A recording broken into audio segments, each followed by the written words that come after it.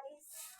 So, kararating lang namin kanina ni Ami galing sa school and yan po siya, binuksan niya yung kanyang raincoat. So, guys, ngayon, bubuksan natin. Oh, Ami na nga! Yung letter S, frame off. At ulitan ito pala.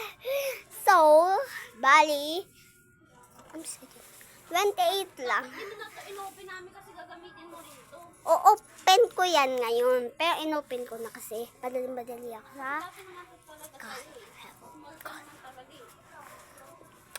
Pag umulan kasi bukas, baka maulay nyo. Di ba umulan bukas? Amin na, nasan yung plastic? Wait lang. Nasan yung plastic? Ilagay mo lang to sa ano mo kasi pag nag-ulan, etong susuotin mo. Ayan. Para hindi ka mabasa kahit hindi ka nagpayog. Kaya nga, nababasa. Ayan. So ngayon, magbubukas kami ng parcel. Sa baby niya. Wait lang. Baby niya, ayan o. Malapit na to ata muna. Piso. Ay, lagay mo na to. Tag-piso lang yan, guys. Tignan mo. Oo, wait lang. May chance siya.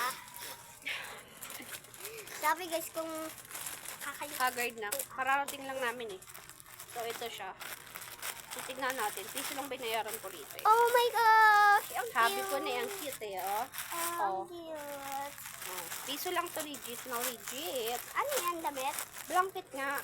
Para sa baby ko. Ay, blanket yung katulad din siya ng ganito, oh.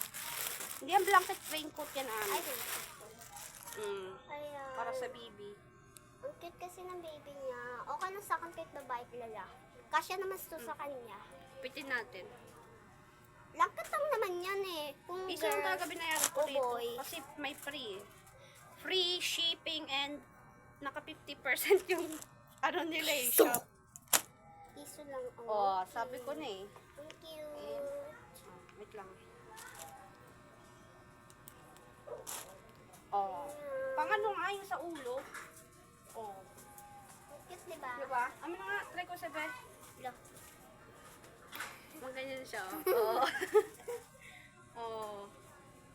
Mahal kaya yan? Yung ano, ganito? Pero naka 50% yung ano nito. Rain, go away, babush. Babalik ko to sa bahay. Kahit na babae or lalaki, pwede naman. Pwede yan. Pero ang damit, di pa namin alam. Piso lang. Piso lang. Piso lang. Siyempre. Halika na. So, yun lang. Thanks for watching. Bye. Nabuhos.